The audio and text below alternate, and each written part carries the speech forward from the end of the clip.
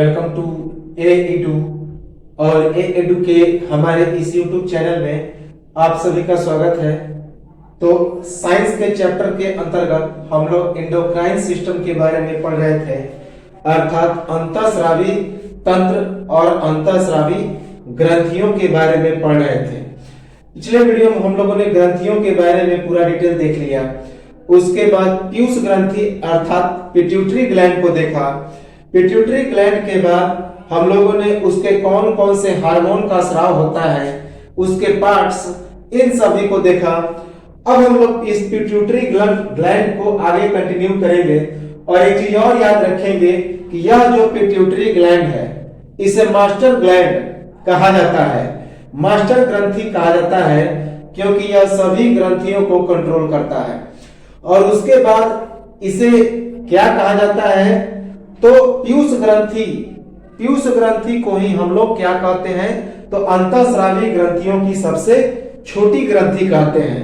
जितने सारे अंतःस्रावी ग्रंथि हैं, एंडोक्राइन ग्लैंड्स हैं, उनमें सबसे छोटी ग्रंथि कौन है, तो पिट्यूटरी ग्लैंड है। तो ये सभी चीजें हम लोगों ने देख ली थी। कौन कौन से उसमें हार्मोन, तो अग्र और पश्च दो पार्ट में बटे होते हैं और तीसरा होता है मध्य। तो तीन ललाट खंडों में बटे होते हैं ये जो हमारे जो पीयूष ग्रंथि है, पिट्यूटरी ग्लैंड है। तो FSH, GH growth hormone, TSH, ये सभी उससे निकलते हैं। तो इन सभी चीजों को हम लोगों ने देख लिया था।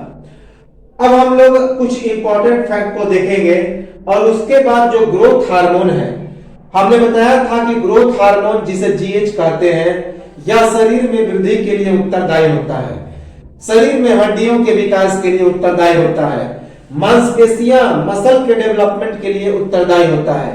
तो ये सभी चीजें हम लोगों ने देखा। और इसमें देखेंगे कि जो ग्रोथ हार्मोन है वह भी दो फंक्शन काम करता है। हालांकि हम लोग देख चुके हैं कि ग्रोथ हार्मोन के कमी से बौनापन अर्थात ड्वार्फनेस और अधिकता से महाकाय अर्थात जिंगार्टिक, तो ये सभी जो है बीमारियां होती हैं। तो कुछ बीमारियां होती हैं जिनमें अंगों का डेवलपमेंट होता है, कुछ अंग कम पड़ जाते हैं।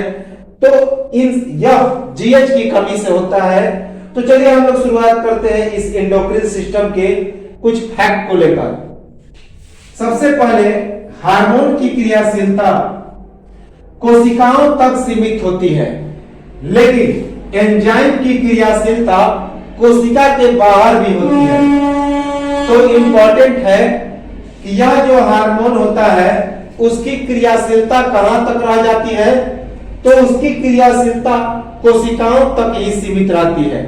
अर्थात जो हार्मोन है वे कोशिकाओं तक ही क्रियाशील रहते हैं, कोशिका के बाहर वे कोई फंक्शन नहीं करते। जबकि जो एंजाइम है उनकी क्रियाशीलता कोशिका के बाहर भी होती है। तो हार्मोन की क्रियाशीलता कोशिकाओं तक सीमित होती है, लेकिन एंजाइम की जो क्रियाशीलता है, एक्टिवनेस है, वह कोशिका के बाहर भी, जैसे कि श्वेत ग्रंथि, स्वीट ग्लैंड अर्थात जिसमें से पसीना निकलता है, वो शरीर के बाहर भी एक्टिव होता है। तो ये सभी जो है एंजाइम शरीर के बाहर भी एक्टिव होते हैं। Hormones are active till cells but enzymes are active outside the cells also. तो hormones are active till cells but enzymes are active outside the cells also.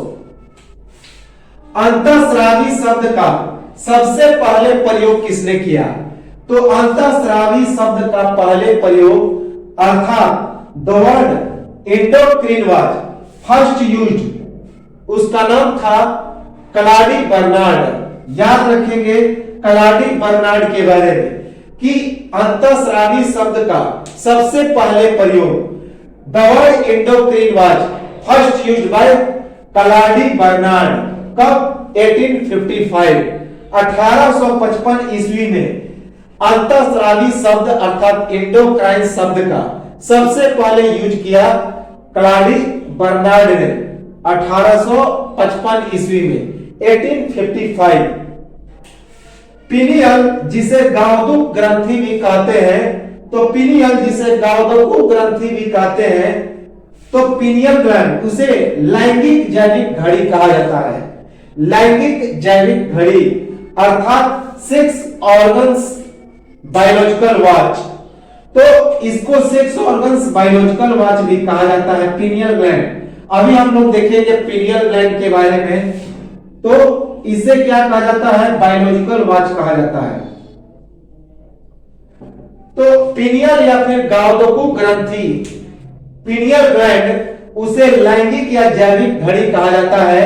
लैंगिक जैविक घड़ी, सेक्स ऑर्गनल बायोलॉजिकल वॉच। कीटों के द्वारा विपरीत लिंग को आकर्षित करने के लिए जो पदार्थ का स्राव होता है, स्रावित किया गया पदार्थ फीरोमोन्स कहा जाता है। फीरोमोन्स, तो कीट अपने विपरीत लिंग को आकर्षित करने के लिए जिस हार्मोन का स्राव करते हैं, जिस हार्मोन को बाहर निकालते हैं, उसे फीरोमोन्स कहा जाता है। फीरोमोन्स, the materials which are secreted by insects for attracting other sex cells is called pheromones. The materials which are secreted by insects for attracting other sex cells is called pheromones. एक चीज और याद रखेंगे, MSH का मतलब होता है melanocyte hormone. Melanocyte hormone, इसे एक और नाम से जानते हैं मेलानोसेक्रेट हार्मोन, जो कि हम लोग पिछले वीडियो में पढ़े थे, लेकिन इसे मेलानोसाइट हार्मोन के नाम से भी जाना जाता है। मेलानोसाइट हार्मोन, इसका स्राव कौन करता है, तो इसका स्राव करता है मिडिल पिट्यूटरी ग्लैंड, जो मध्य पीयूषिका है, वही इसका स्राव करता है, वही इसे सेक्रेट करता है। LTH, हमने बताया था LTH जो होता है लैक्टोजेनिक हार्मोन कहते हैं। हमने इसे प्रोलैक्टिक हार्मोन भी कहा, तो प्रोलैक्टिक हार्मोन को ही लैक्टोजेनिक हार्मोन कहते हैं। क्यों? क्योंकि इसमें लैक्टोबैसिलस नामक एसिड का निर्माण होता है, जो कि माताओं के दूध में पाया जाता है, और इसका डायरेक्टली कांटेक्ट है स्तन से। स्तन में वृद्धि, उसमें दूध में वृद्धि, गर्भावस्था के समय उसके संकुचित करना, ये सभी काम है लैक्टोजेनिक हार्मोन का। तो लैक्टोजेनिक हार्मोन को ही प्रोलैक्टिक हार्मोन कहते हैं, याद रखेंगे। ऑक्सीटोसिन, ऑक्सीटोसिन को लव हार्मोन कहते हैं। हमने बताया था लव हार्मोन कहते हैं ऑक्सीटोसिन को। इसे पिटोसिन और बर्थ हार्मोन भी कहते हैं। पिटोसिन और बर्थ हार्मोन भी कहते हैं, क्योंकि गर्भावस्था के समय जब शिशु का जन्म होता है, तो उसके बाद गर्भ को संकुचित करने में यह हेल्पफुल करता है, यही मदद करता है। तो ऑक्सीटोसिन को पिटोसिन, बर्थ या लव ग्लैंड कहते हैं। ये चीजें हम लोग देख चुके हैं। अब हम लोग आते हैं वृद्धि हार्मोन, जिसे हम लोग सोमैटोट्रोपिन कहते हैं। तो सोमैटोट्रोपिन या वृद्धि हार्मोन, जिसे ग्रोथ हार्मोन या GH, शॉर्टकट में GH कहते हैं, तो इसका केमिकल नाम है सोमैटोट्रोपिन। तो ये चीजें हम लोगों ने देख लिया था। तो सोमैटोट्रोपिन या वृद्धि हार्मोन, जिसे ग्रोथ हार्मोन कहते हैं, ये कौन कौन से काम करते हैं? इसमें दो काम होता है। पहला जो काम होता है उसे बोलते हैं हाइपोसेक्रेशन, अर्थात जब शरीर में इस ग्रोथ हार्मोन की मात्रा कम हो जाएगी, तो उस अवस्था को हाइपोसेक्रेशन कहते हैं। हाइपोसेक्रेशन अर्थात वृद्धि हार्मोन अर्थात सोमैटोट्रोपिन की मात्रा में कमी हो जाना, और जब इसकी अधिक मात्रा हो जाएगी तो उसे हाइपर सेक्रेशन कहते हैं। तो हाइपर सेक्रेशन अर्थात ग्रोथ हार्मोन की मात्रा बढ़ जाना, और हाइपोसेक्रेशन अर्थात ग्रोथ हार्मोन GH की मात्रा कम हो जाना। तो दो रूपों में यह काम करता है। जिस व्यक्ति को बचपन में ही हाइपोसेक्रेशन की समस्या होती है, अर्थात जो ग्रोथ हार्मोन है वह जन्म के समय ही यदि कम रहता है, अर्थात अर्ली एज में, तो उसे बौनापन कहा जाता है। तो उस समय जो शरीर का डेवलपमेंट है वह काफी छोटा हो जाएगा, शरीर काफी लंबा में विकास नहीं हो पाएगा, उसकी हाइट नहीं बढ़ पाएगी और उसे बौनापन कहा जाता है। ये चीजें हम लोग देख चुके हैं, जिसे ड्वार्फिज्म कहते हैं, ड्वार्फिज्म या बौनापन। लेकिन अचानक से जब कोई व्यक्ति वयस्क हो गया, एडल्ट हो गया, तो उसमें यदि इसकी मात्रा कम हो जाए, ग्रोथ हार्मोन की मात्रा कम हो जाए या फिर हाइपोसेक्रेशन की प्रॉब्लम आ जाए, तो उस कंडीशन में जो बीमारी होती है उसको एक्रोमिक्रिया कहते हैं। क्या कहते हैं? एक्रोमिक्रिया कहते हैं। इस कंडीशन में क्या हो जाता है कि कोई अंग जो है वह अपने सामान्य दशा से छोटा हो जाता है, अपने जो नॉर्मल कंडीशन है, नॉर्मल साइज है, उससे वह क्या हो जाएगा? तो छोटा हो जाएगा। जैसे हाथ या पैर का अपने सामान्य आकार से छोटा हो जाना। तो एक्रोमिक्रिया में क्या होता है? एक्रोमिक्रिया में अचानक से हमारे जो वृद्धि हार्मोन है वह कम हो जाएगी, अर्थात हाइपोसेक्रेशन की प्रॉब्लम आ जाती है। तो हाइपोसेक्रेशन की प्रॉब्लम आने के बाद कोई अंग जैसे कि हाथ या पैर या फिर कोई अंग अपने सामान्य आकार से छोटा हो जाता है, तो उसे ही हम लोग एक्रोमिक्रिया कहते हैं। एबनॉर्मल साइज ऑफ आर्म्स और फुट लाइक शॉर्ट हैंड और फुट। तो abnormal size of abnormal size of arms और फुट लाइक शॉर्ट हैंड और फुट। तो जो अपने सामान्य पोजीशन से, सामान्य आकार से इनका आकार क्या हो जाता है? तो छोटा हो जाता है, चाहे हाथ का, चाहे पैर का या किसी अन्य अंगों का। उसके बाद हाइपरसेक्रेशन। हाइपरसेक्रेशन में भी जो बचपन में होता है, यदि किसी बच्चे को जन्म से ही हाइपरसेक्रेशन है, अर्थात उसमें ग्रोथ हार्मोन की मात्रा ज्यादा है, तो ग्रोथ हार्मोन की मात्रा जब ज्यादा हो जाएगा तो एट अर्ली स्टेज में तो उसे महाकाय कहते हैं, जिगांटिज्म कहते हैं। उसका शरीर काफी लंबा हो जाएगा, तो उसका शरीर काफी क्या हो जाएगा? लंबा हो जाएगा, एक्सेस हाइट। तो जिसे गिगांटिज्म कहते हैं, महाकाय कहते हैं, एक्सेस हाइट, इसे हम लोग पढ़ चुके। लेकिन जब वह व्यक्ति वयस्क हो जाएगा, जब कोई व्यक्ति वयस्क हो गया अर्थात एडल्ट हो गया, तो उस समय यह समस्या आती है हाइपरसेक्रेशन की। तो उस समय जब हाइपरसेक्रेशन की समस्या आएगी तो उसमें एक बीमारी हो जाएगी जिसे एक्रोमेगली कहते हैं। एक्रोमेगली में क्या होता है कि निचला जबड़ा लंबा हो जाएगा, कोई हाथ लंबा हो जाएगा या फिर कोई पैर लंबा हो जाएगा, कोई कान लंबा हो जाएगा, अर्थात शरीर का कोई विशेष अंग अपने सामान्य आकार से बड़ा हो जाता है, जिसे एक्रोमेगली कहते हैं। तो लंबे पैर, लंबे हाथ, जबड़ा ये सभी हो जाते हैं। Arms, feet, lower jaw etc.. Arms, feet और लोअर जॉ ये सभी क्या हो जाते हैं?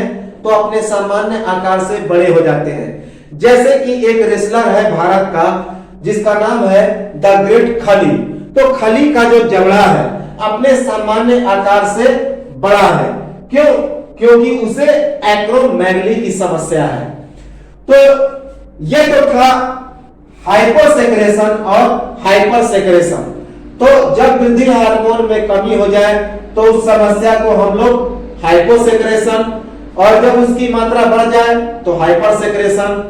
जब बचपन में हाइपोसेक्रेशन हो जाए एट अर्ली स्टेज में तो उस कंडीशन को बौनापन कहते हैं, ड्वार्फिज्म कहते हैं। उसमें शरीर की आकृति, शरीर का आकार काफी छोटा हो जाता है। लेकिन जब यही बीमारी वयस्क में होता है अर्थात एडल्ट में हाइपोसेक्रेशन की मात्रा आती है तो उसे एक बीमारी होती है एक्रोमिक्रिया। एक्रोमिक्रिया में हाथ या पैर अपने सामान्य आकार से छोटा हो जाता है। तो उसके बाद जब हाइपरसेक्रेशन की समस्या आती है बच्चों में, तो अर्थात अर्ली स्टेज में, तो उसके बाद उसका शरीर काफी लंबा हो जाता है, जिसे महाकाय या जिंजाटिज्म कहते हैं। इसमें एक्सेस हाइट हो जाता है शरीर का, शरीर काफी लंबा और ऊंचा हो जाता है। लेकिन जब कोई वयस्क नागरिक को यह समस्या आती है, एडल्ट में को यह समस्या आती है हाइपरसेक्रेशन की, तो उस बीमारी को कहते हैं एक्रोमेगली।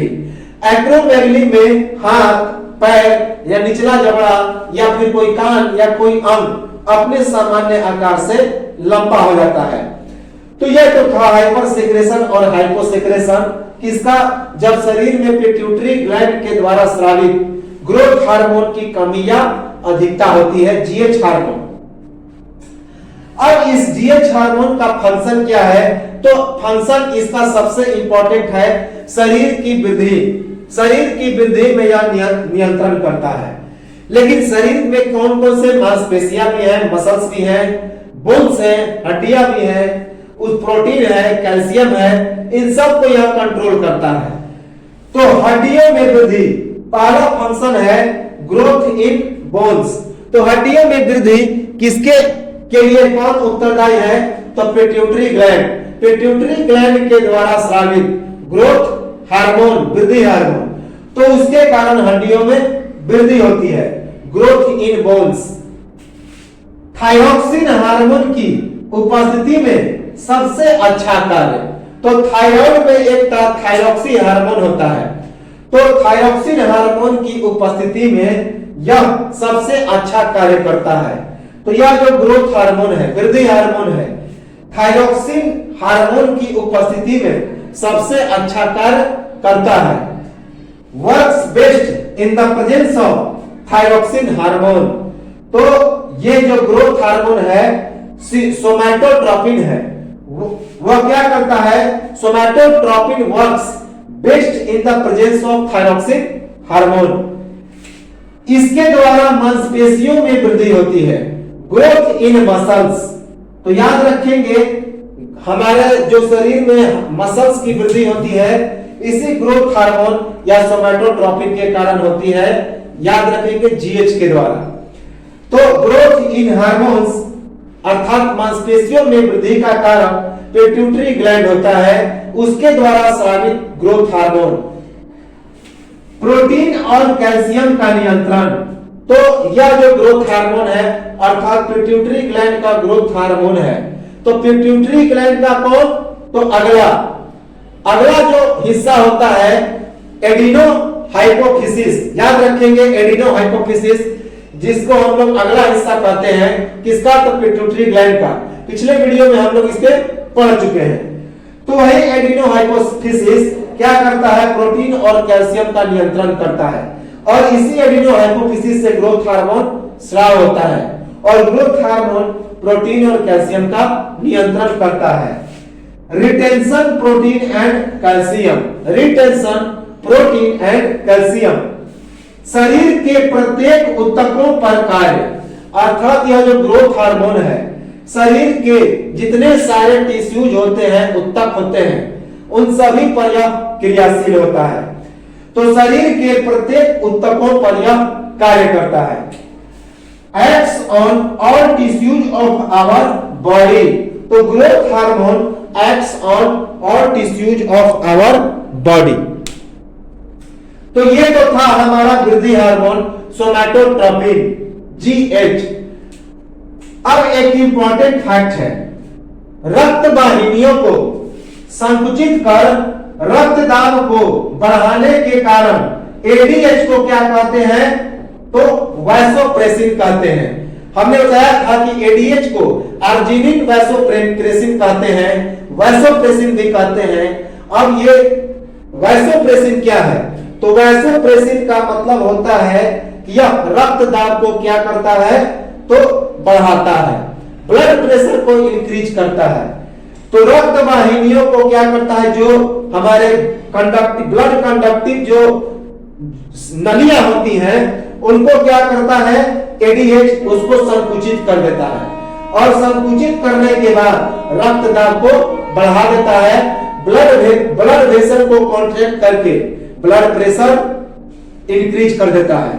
कौन, तो यह एडीएच। इसी के कारण एडीएच क्या कहा जाता है, तो वैसोप्रेसिन कहते हैं। रक्त वाहिनियों को संकुचित करके रक्त दाब को बढ़ाने के कारण एडीएच को वैसोप्रेसिन कहते हैं। वैसोप्रेसिन तो पूछा जाता है कि एडीएच को वैसोप्रेसिन क्यों कहते हैं? क्योंकि यह जो रक्त वाहिनियां होती है, ब्लड वेसल्स होते हैं, उनको कॉन्ट्रैक्ट करके जो ब्लड प्रेशर है उसको बढ़ा देता है। ADH increases blood pressure by contracting blood vessels, so ADH is called vasopressin.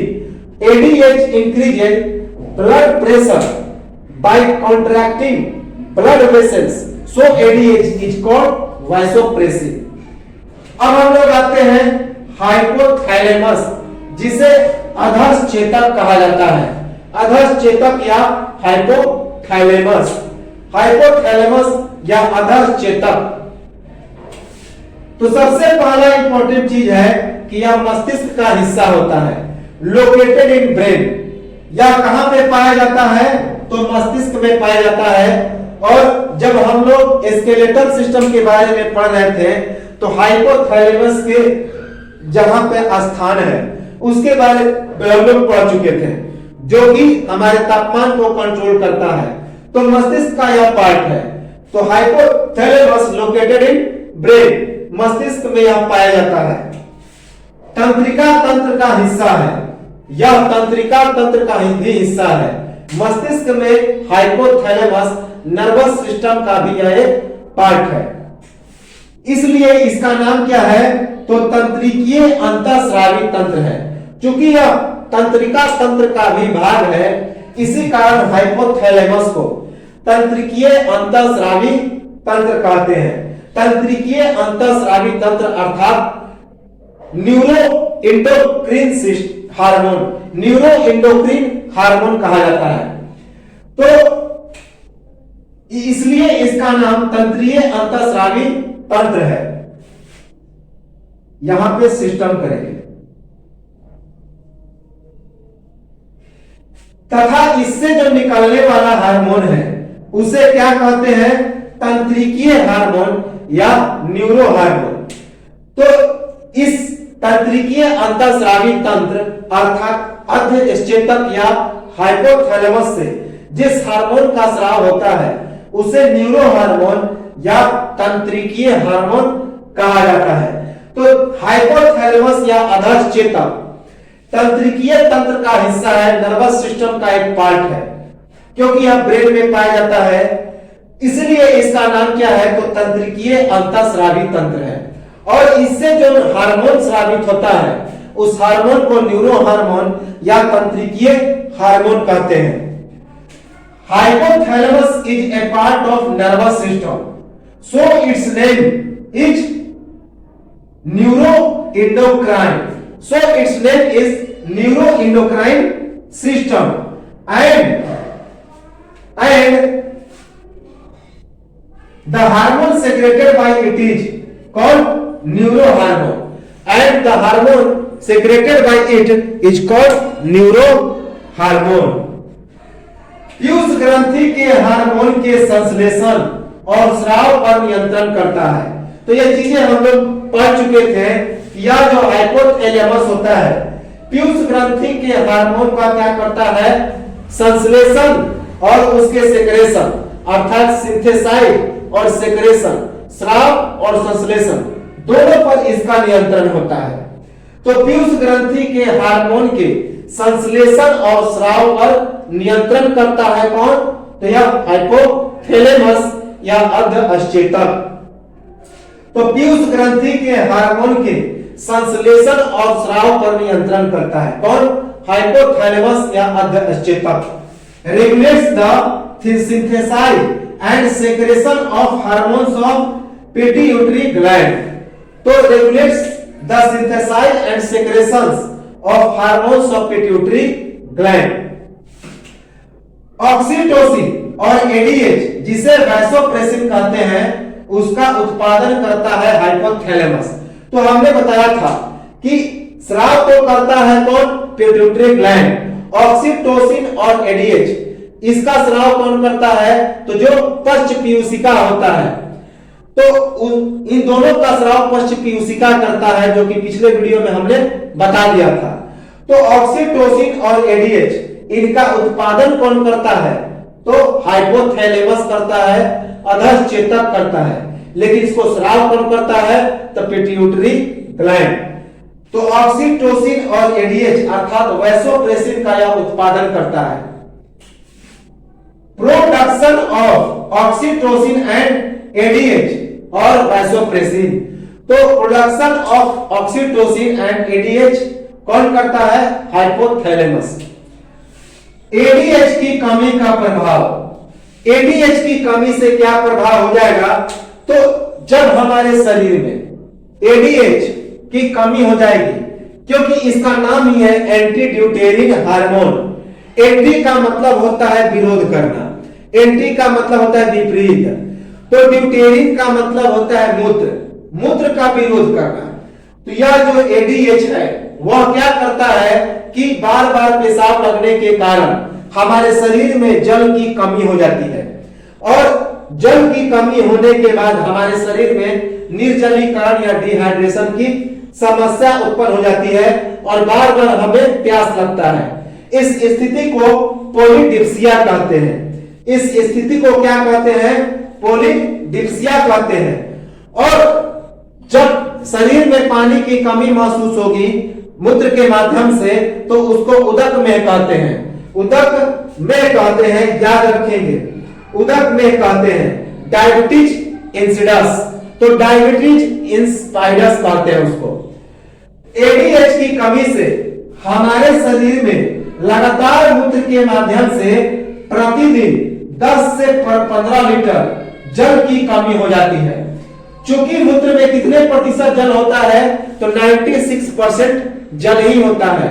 तो जिस बार बार जब मूत्र आएगा तो शरीर से पानी की कमी होते जाएगी, और इस कमी को हम लोग उदक में कहते हैं। तो लगातार मूत्र के माध्यम से प्रतिदिन 10 से लेकर 15 लीटर जल की कमी होती है हमारे बॉडी से। चूंकि इसमें 96% पानी रहता है हमारे मूत्र में, और इस स्थिति को हम लोग उदक में कहते हैं। और इसके बाद शरीर में जल की कमी, जिसे निर्जलीकरण कहते हैं, डिहाइड्रेशन कहते हैं, इसकी समस्या उत्पन्न हो जाती है। और इसके बाद बहुत ज्यादा प्यास लगता है, और इस बीमारी को हम लोग पॉलीडिप्सिया कहते हैं। पॉलीडिप्सिया इंपॉर्टेंट है कि एडीएच की कमी से अर्थात एंटी ड्यूटेरिन हार्मोन की कमी से हमारे शरीर में लगातार मूत्र के माध्यम से प्रतिदिन 10 से 15 लीटर जल की कमी हो जाती है। चूंकि मूत्र में 96% जल होता है, और इसी कारण शरीर में जल की कमी हो जाती है, और यह स्थिति उदक में कहा जाता है। उदक में, जिसे हम लोग क्या कहते हैं? तो डायबिटीज इंसिपिडस कहते हैं, डायबिटीज इंसिपिडस। और इसके बाद हमारे शरीर में जल की कमी, जिसे निर्जलीकरण कहा जाता है, डिहाइड्रेशन कहा जाता है, उसकी स्थिति उत्पन्न होती है। और इसके बाद बहुत ज्यादा प्यास लगता है, और इस बीमारी को हम लोग पॉलीडिप्सिया कहते हैं। Polydipsia. By the lack of ADH in our body due to regular interval of urine, there are approximately 10 to 15 liters water loss in urine in our body daily, and this situation is called diabetes insipidus. And due to diabetes insipidus, dehydration occurs, and after that we feel more thirsty, and this situation is called polydipsia. So by the lack of ADH in our body due to regular interval of urine, there are approximately 10 to 15 liters water loss in our body daily, and this situation is called diabetes insipidus. And due to diabetes insipidus, dehydration occurs, and after that we feel more thirst, and this situation is called polydipsia. तो ये जो था ADH की कमी से हमारे body में क्या इफेक्ट हो सकता है। अब हम लोग आते हैं पीनियल ग्रंथि को डिटेल में। तो पीनियल ग्रंथि को सबसे पहले देखें तो बहुत डिटेल में देखते हैं। तो पीनियल ग्रंथि जिसे पीनियल ग्लैंड, पीनियल ग्रंथि या पीनियल ग्लैंड, तो सबसे पहले इसे कौन कौन से नाम से जाना जाता है, इसका अदर नेम क्या है, तो सबसे पहला पीनियल पिंड कहा जाता है। तो पीनियल ग्रंथि जिस अर्थात पीनियल ग्लैंड, तो पीनियल ग्लैंड को का अन्य नाम क्या है, इसे पीनियल पिंड कहते हैं, पीनियल बॉडी कहते हैं। उसके बाद इसे एपिफिसिस भी कहते हैं, एपिफिसिस पीनियल बॉडी। उसके बाद इसे तीसरा नेत्र भी कहते हैं, थर्ड आई, थर्ड आई आत्मा का स्थान कहा जाता है, प्लेस ऑफ सोल, आत्मा का स्थान place of soul. Epiphysis cerebri, epiphysis cerebri भी कहा जाता है। तो पीनियल ग्रंथि जो है, पीनियल ग्रंथि का और क्या नाम है, तो इसे हम लोग पीनियल पिंड या पीनियल बॉडी भी कहते हैं, एपिफिसिस भी कहते हैं, तीसरा नेत्र थर्ड आई भी कहते हैं, एपिफिसिस सेरिब्राई भी कहते हैं। उसके बाद आत्मा का स्थान या प्लेस ऑफ सोल भी कहते हैं। तो आत्मा का स्थान, place of soul, epiphysis cerebri, एपिफिसिस, तीसरा नेत्र, थर्ड आई, पीनियल पिंड, पीनियल बॉडी और एपिफिसिस, ये सभी नाम है पीनियल ग्लैंड के। पृष्ठवंशी मस्तिष्क में यह एक छोटी सी अंतःस्रावी ग्रंथि होती है। तो पृष्ठवंशी मस्तिष्क में एक छोटी सी अंतःस्रावी ग्रंथि होती है, कौन, तो पीनियल ग्लैंड। पीनियल ग्लैंड पृष्ठवंशी मस्तिष्क में एक छोटी सी अंतःस्रावी ग्रंथि होती है। A small endocrine gland in back brain. तो याद रखेंगे pineal gland is a small endocrine gland in our back brain. इससे निकलने वाला हार्मोन कौन है, तो melatonin hormone, most important melatonin hormone, जो सोने और जगने के बीच के साइकिल को बनाए रखता है। तो मेलाटोनिन हार्मोन याद रखेंगे। सेरोटोनिन व्युत्पन्न मेलाटोनिन हार्मोन, जिसका मुख्य कार्य है सोने या जागने के, धैर्य और मौसम संबंधी गतिविधियों का नियमन करना। निम्न जंतुओं के त्वचा में मैलेनिक वर्णक का निर्माण करना और निम्न जंतुओं की त्वचा को रंगीन बना देना। तो इस पीनियल ग्लैंड से कौन सा हार्मोन का स्राव होता है, तो सेरोटोनिन से उत्पन्न एक हार्मोन है जिसका नाम है मेलाटोनिन हार्मोन। और इस मेलाटोनिन हार्मोन का मुख्य काम क्या है कि सोने और जगने के ढर्रे का निर्माण करना, अर्थात सोने और जगने के चक्र को बनाए रखना। उसके बाद मौसम संबंधी गतिविधियों का भी नियमन करता है। तो मौसम संबंधी गतिविधियों का भी यह नियमन करता है। निम्न जंतुओं की त्वचा में मैलेनिक वर्णक का निर्माण करता है। मैलेनिक एक रंग है, तो मैलेनिक वर्णक का निर्माण करता है और निम्न जंतुओं की त्वचा को रंगीन बनाता है। तो यह जैसे कि गिरगिट है, गिरगिट अपना जो रंग बदलता है तो उसमें मेलाटोनिन की मात्रा बहुत ही ज्यादा होती है। इसी कारण गिरगिट अपना बार बार कलर चेंज करता है। मेढक का भी बार बार कलर चेंज होता है। तो इससे निकलने वाला जो हार्मोन है सेरोटोनिन व्युत्पन्न मेलाटोनिन हार्मोन है, जिसका मुख्य कार्य है सोने और जागने के बीच के ढर्रे का निर्माण करना, मौसम संबंधी गतिविधियों का नियमन करना, निम्न जंतुओं के त्वचा में मैलेनिक वर्णक का निर्माण करना और निम्न जंतुओं की त्वचा को रंगीन बना देना, कलरफुल बना देना। The pineal gland secrets melatonin hormone और serotonin whose main functions are control our sleep wake cycle, control sleep wake cycle, control weather related processes control weather related processes form melanin pigment in the skin of our lower animals. तो form melanin pigment in the skin of lower animals, make colorful skin in lower animals, make colorful skin in lower animals. इसका जो size होता है वह 5 से 8 millimetre के बराबर होता है। तो इस पिनियल ग्रंथि का जो साइज होता है वह 5 से 8 मिलीमीटर के लगभग बराबर होता है। 5 से 8 मिलीमीटर याद रखेंगे। Sleep patterns are also called circadian rhythm. तो सर्काडियन रिथम भी कहते हैं जो हमारी सोने और जागने की जो प्रक्रिया है लगातार चलते रहती है। तो इस चक्र को हम लोग क्या बोलते हैं? तो इस चक्र को सर्काडियन रिथम बोलते हैं। सर्काडियन रिथम याद रखें। और पिनियल ग्रंथि का साइज क्या होता है? तो 5 से 8 मिलीमीटर, 5 to 8 मिलीमीटर इसका साइज होता है। इसकी स्थिति अर्थात यह पिनियल ग्लैंड कहां पे पाई जाती है? तो अग्र मस्तिष्क के थाइलेमस भाग में, चावल के दाने की तरह यह होता है। तो अग्र मस्तिष्क सीधे कह सकते हैं कि प्रमस्तिष्क। तो प्रमस्तिष्क के थाइलेमस भाग में यह पाया जाता है। एक चावल के दाने की तरह इसका आकार होता है। तो प्रमस्तिष्क के थाइलेमस भाग में चावल के दाने की तरह यह पाया जाता है। कौन? तो पिनियल ग्लैंड।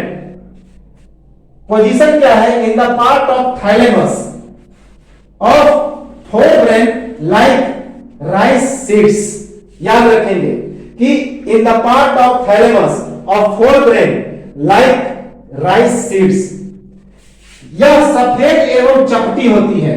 तो यह जो पिनियल ग्लैंड है सफेद और चपटी होती है, अर्थात यह व्हाइट और थिन होता है। याद रखेंगे सफेद और चपटी होता है। कौन? Pineal gland. जननांगों के विकास के कारण इसे लैंगिक जैविक घड़ी के नाम से जानते हैं। तो जननांगों के विकास के कारण पिनियल ग्लैंड को लैंगिक जैविक घड़ी कहते हैं। जैसा कि हमने अभी अभी पढ़ लिया, इसे लैंगिक जैविक घड़ी कहते हैं। क्यों? क्योंकि इससे जननांगों का विकास होता है। जो सेक्स ऑर्गन्स है उसके डेवलपमेंट में सबसे मुख्य भूमिका अदा करता है पिनियल ग्लैंड। तो जननांगों के विकास के कारण पिनियल ग्लैंड को हम लोग क्या कहते हैं? तो लैंगिक जैविक घड़ी कहते हैं। It is famous for biological watch. याद रखेंगे due to develop sexual organs. तो pineal gland is called biological watch due to it develops our sexual organs. Melatonin hormone का स्राव रात के अंधेरे में ज्यादा होता है। इसी कारण रात में चीजें दिखाई देना बहुत ही आसान हो जाती है। जो मेलाटोनिन हार्मोन है रात में उसका जो स्राव होता है, सेक्रेशन होता है, वह ज्यादा होता है, लेकिन दिन के उजाले के समय उसका स्राव कम होता है। तो चूंकि मेलाटोनिन हार्मोन रात के समय ज्यादा निकलता है तो इस कारण हमारे आंख की ब्राइटनेस बढ़ जाती है और चीजें आसानी से दिखाई देती है। लेकिन दिन के समय मेलाटोनिन हार्मोन का स्राव कम होता है।